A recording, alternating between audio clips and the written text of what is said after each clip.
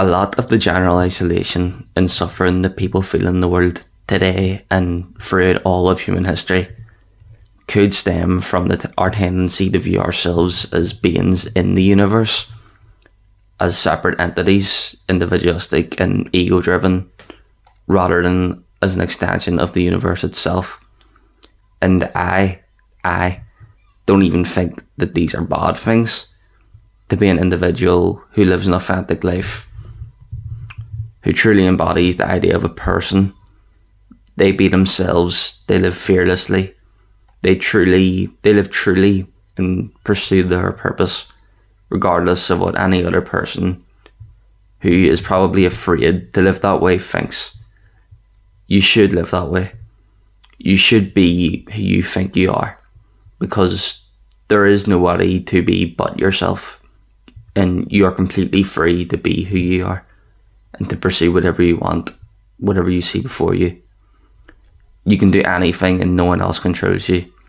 Never do that. Never let anyone else control you, and take that freedom. But this idea of the individual and existing as an isolated being does bring a sense of deep isolation and loneliness.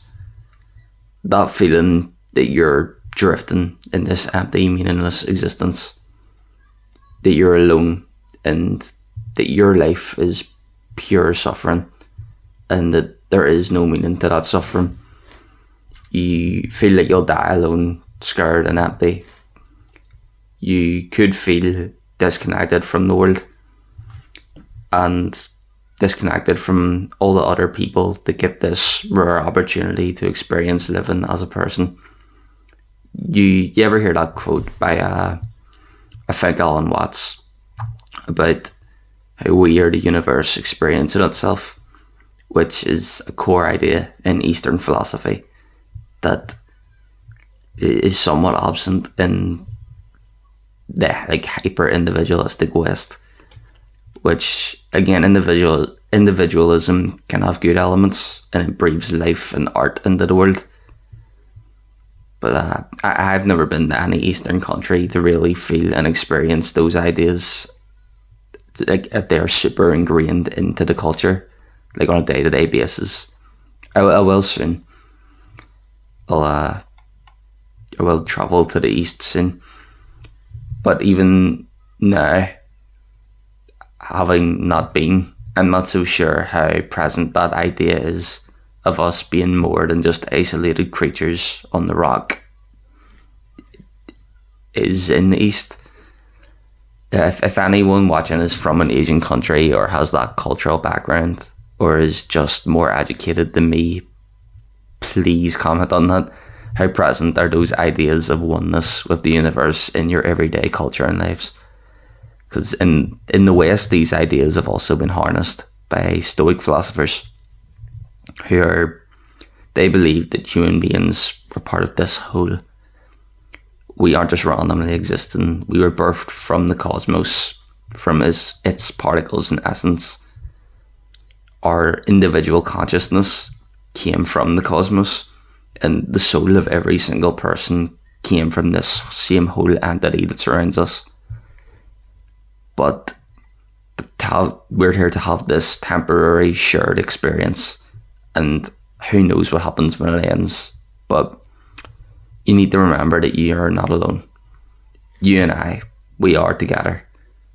I like that analogy of our lives being like a wave. The wave crashes in the ocean, and a water droplet comes splashing from that wave into the air.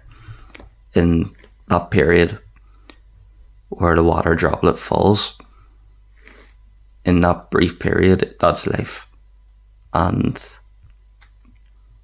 life as an individual, where the droplet feels alone and then maybe isolated from the other droplets, but then in the end it returns to the ocean. Or like a spark coming from a fire, it has this unique temporary experience of being apart from the greater whole. Or individual organs in the body, where each organ is unique and has personality. Every organ has a name. but they're all connected. They're all part of the same system, and they're all needed to make that whole work, and they all serve their purpose. They're all the same in the end, and they're all important, and they all contribute to this whole. We are born from this cosmic ocean, and we will all return to the ocean and be together. But if that is definite, were we ever really apart?